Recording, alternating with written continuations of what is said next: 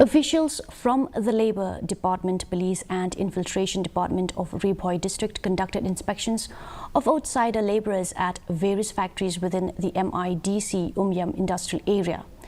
This was conducted in collaboration with Umiam village leaders from the Dorbar Shnong.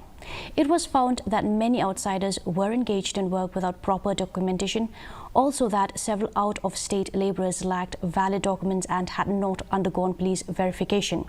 Addressing the media, Umiam headman Stevenson Karkrang appreciated the joint efforts of the Labour, Infiltration and Police Department to monitor illegal migrant workers.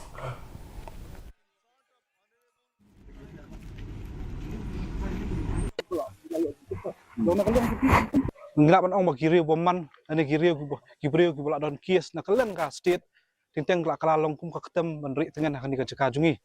kumban shu penken mau ya pi dang hakani kendiat penai don na pedang wei urang bak dong jungi u syak takti hakani ka wei pat ka factory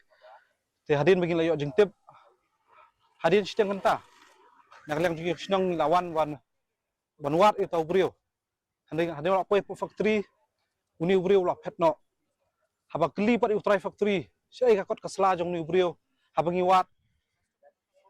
uni ubriu sumdan tanggawe ka kot ka slaru